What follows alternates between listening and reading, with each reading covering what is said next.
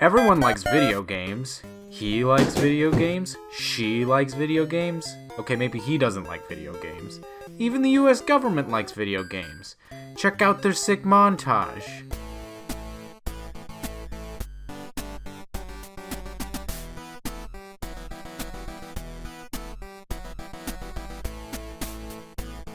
But I get it.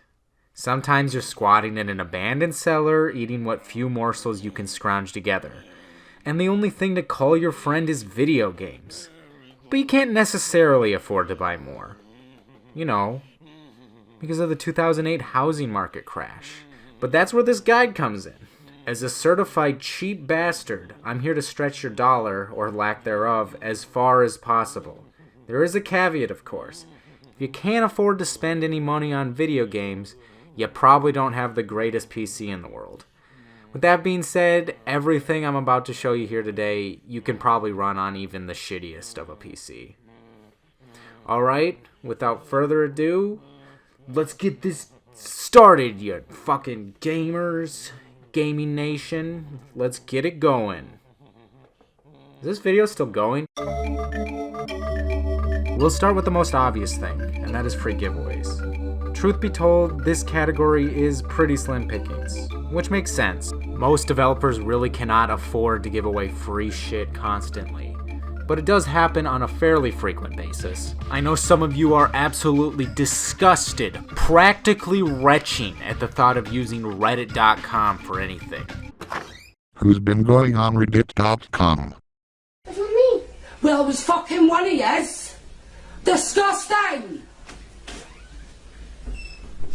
But in this case, it's actually a good resource. Specifically, r/free game findings.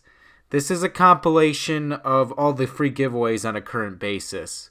What store they're on, whether or not they're expired, just kind of a general database.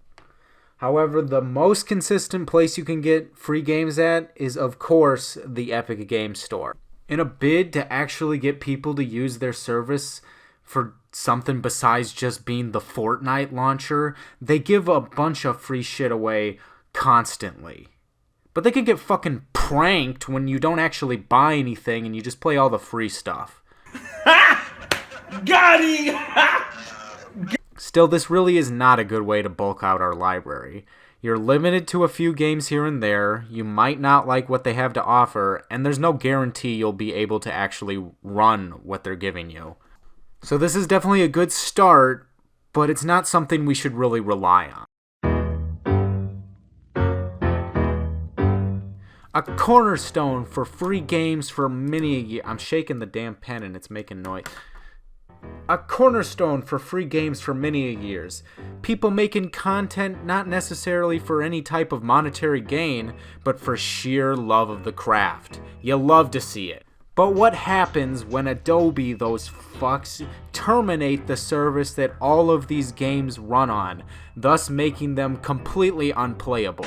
You hate to see it. But don't worry, my child. There is a workaround. Behold! Flashpoint Infinity, the biggest single resource for compiling Flash games. It's as simple as downloading the launcher, running it, and bada bing, bada boom, you got access to thousands of Flash games. Now, they might not have everything ever made, but I've been able to find everything I've ever played, so there's a pretty good chance you can find what you're looking for. Newgrounds has done a similar thing where they have their own plugin to allow Flash games to keep working on their site, so really that's two pretty huge resources right there.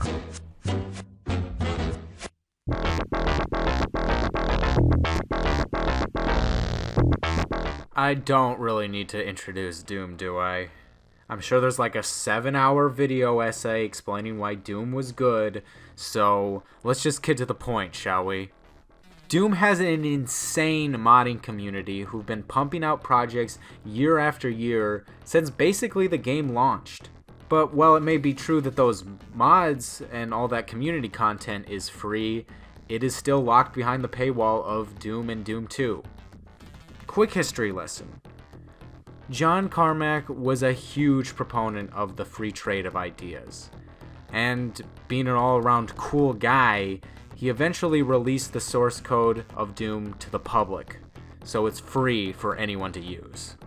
All the programming language was released, all the code, everything you would need. But all of Doom's original assets were still retained. That's where Free Doom comes in. It replaced all of the assets from Doom with its own It replaced all of Doom's assets with its own original ones, making it its own independent product. But while still basically being Doom. Now you could just play Free Doom if you wanted to, but it really isn't that great, and that's not really the point. Think of it more as a repository for all these assets in one place. And now what this allows you to do is play any Doom WAD completely free of charge. The process couldn't be simpler. Go to the Free Doom website and download the latest version. Now you'll need a source port. Most modern Doom WADs are going to utilize a source port, and Free Doom requires it anyway, so it's going to be necessary. I'd recommend going with GZ Doom as it's pretty much the standard nowadays. Extract GZ Doom into a folder, copy the Free Doom K3 files into the GZ Doom directory,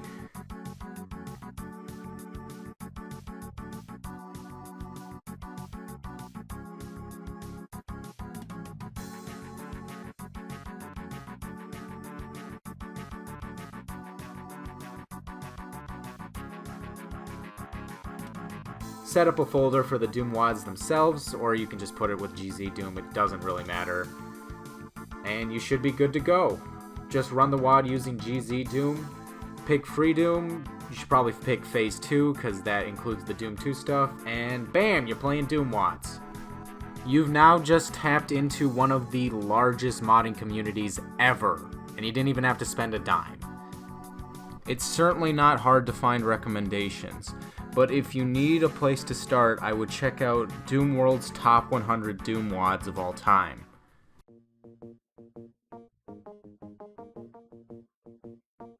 Okay, emulating games is pretty much a staple of getting shit for free.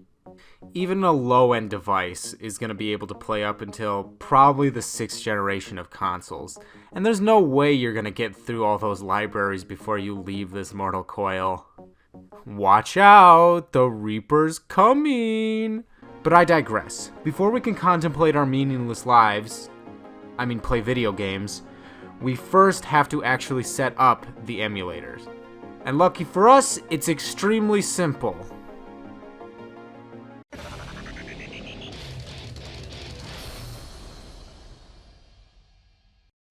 Okay, I've had to completely rework this part of the video. Originally, I was just going to show a quick demonstration of setting up ESPXE to give a kind of broad example of what you need to do, only to realize that it don't work so good on Windows 10, at least not without significant patching. So I thought, fuck that, let's just get a new emulator, and that kind of made me realize that there's so many variables when it comes to this. You're really just better off going to a dedicated tutorial. So I'm going to concede this one and just defer to people who know how to explain this better than me. Now I know that's a bit of a cop-out, this is supposed to be kind of an all-in-one thing, but there's really no point of me half-assing it when you're just going to have to go to the actual tutorial anyway. It's just a waste of my time and yours. I might not be able to help with the emulator, but I can point you in the right direction for getting a good place to start with this kind of stuff. My go-to for emulation is Vim's Lair. They got a whole lot of stuff here. They got basically every ROM you'd ever want, and they have a list of emulators and the appropriate download links. This is an extremely good place to start, and they're probably going to have what you're looking for. So yeah, now we got an emulator, we got a game. Now you just gotta plug in a controller, and you're pretty much ready to go. A controller. Now I'm no mathematician, but I'm pretty sure a controller costs some money.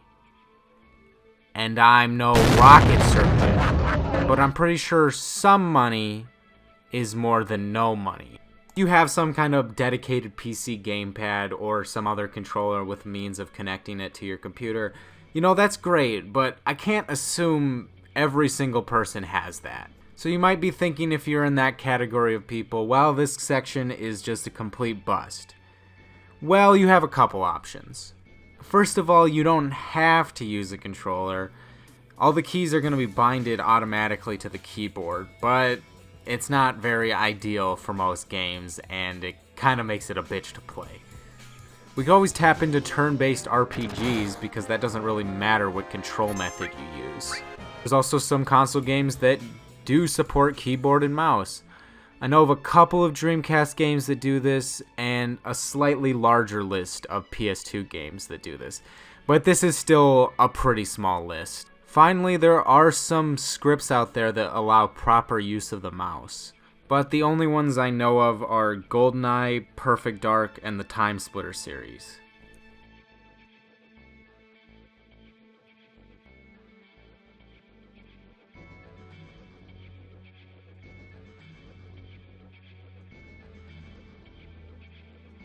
So I mean, even without controllers, we still kind of have a lot of content to work with, but not really something that we can completely bulk out our collection with.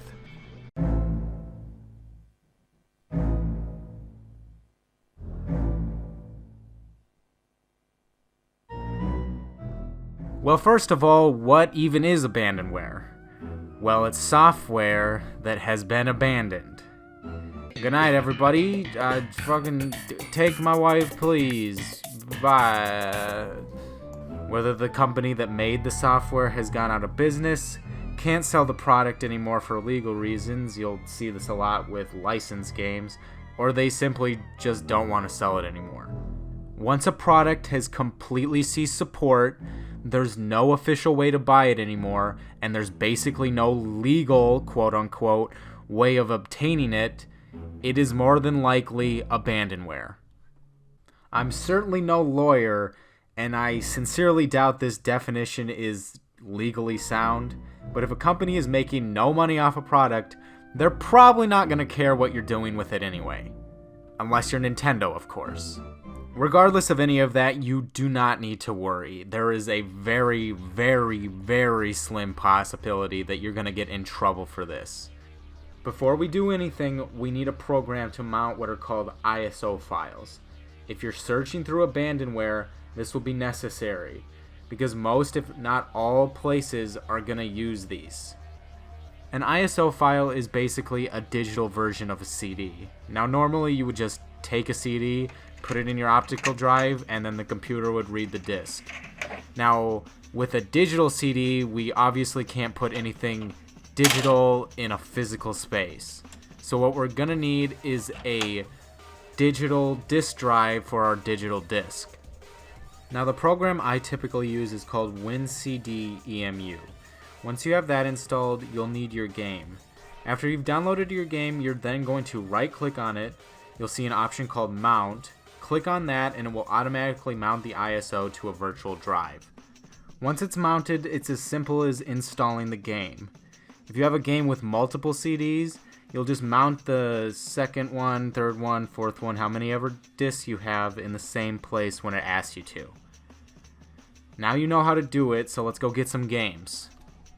By far the most largest and most organized effort, and my personal go-to, is my Abandonware. They have an absolute ton of stuff, and every search feature imaginable that you would need to find it. You can sort by year, by genre, by platform, theme, publisher, developer. They give you all the tools you would ever need. Now, I do need to preface a few things. A lot of this stuff, it's abandoned for a reason. And obviously, there isn't going to be much cutting-edge stuff here. In fact, if you go past 2009, it's pretty slim pickings. That doesn't mean there's certainly not a lot of quality products here, too. I mean, Manhunt 2 is on here. Rockstar, for whatever reason, haven't published it for sale anywhere, so it's just Abandonware now. Along those lines, given that these games aren't supported anymore and Windows 10 is a huge trash fire, a lot of these games can be pretty difficult to get running. Excruciatingly so sometimes. Trust me, I know. Even if you do manage to get them running, there's no guarantee it's going to run properly. Despite that, even with increasingly niche titles, there is still resources to help you out. PC Gaming Wiki is great. They list all known bugs, they list all known fixes, and how to, avoid certain pitfalls when it comes to running older games. And I'm sure there's a lot of old forum posts you can look at. There's a lot of things you can do to get these games running. And obviously this is going to depend on the age of the game you're playing and how poorly it was initially made in the first place, but it's something to keep in mind, and it can definitely be a headache. Now, if you kind of want to avoid the headaches and want an even more curated experience, I do have some other options. Enter Zom's Lair and the Collection Chamber. I'm sure there's other similar sites, but these are the two that I use most often. What's nice about these sites is they're passion projects. The idea is these guys have fixed up the executables so they'll work better on modern hardware. It's really nice to just download a game and it just works, and that's what these guys aim to do. The Collection Chamber is set up more like a traditional blog. Along with the preserved games, they also come with a pretty lengthy review. Not to mention there's like top 10 lists, top 10 games of the year, kind of what have you, opinion pieces, stuff like you would see on a blog. Zom's Lair, on the other hand, is what I call a work of art. I mean, this site is just really cool looking. It's got an excellent theme. All the new games on the front page, they have a little video showing it off, along with its description. When you're going down the index and you open the game, you see all these screenshots kind of like surround it. It's really awesome, and it's clear there's been a lot of effort put into it. Frankly, both of these sites are just really awesome, and the people who are running them are doing a great service. Now, most of this stuff is going to be older and more obscure, but I mean, that's really the point of these sites. It's to shine a light on stuff that might otherwise be forgotten. The older you get, the more obtuse games can become, and I get not everybody's into that, but I do think you should still check these places out. I'm sure there's going to be at least something that piques your interest. Okay, we're nearing the end here. I'm going to try and knock this out quick. Well, I've certainly given you a lot to work with. There is a gaping hole on the multiplayer side of things. Downloading old games is good and all, but you can't really play them with other people. And even if you could, the servers are probably offline, or no one's playing. Luckily, this is probably the easiest category to venture, as companies nowadays are just making games from the ground up to be free to play. Unfortunately, with the free-to-play genre, it is a proverbial minefield in terms of actually getting a real experience and not just some crap. Let's just say a lot of these games certainly have a Chinese skew to them, if you understand what I'm saying. 我很喜欢冰淇淋，但是速度与激情中，冰淇淋，速度与激情，速度与激情中，我最喜欢。 Really, with this section, I'm going to cast a pretty small net with mostly smaller games, but ones that I know are not going to try and swindle you for all your money and are also fun. With that being said, if you do see something that interests you, there's no reason to not check it out. With no entry fee, it's pretty easy to see if it's something you would enjoy. Just be wary of scummy business practices is all. Originally, I was just gonna do like mini reviews of all of these games, but I don't give a shit. You probably don't give a shit. So let's just do a supercut. Let's fucking go! Speed lover, game's not over. Speed lover, game's not over.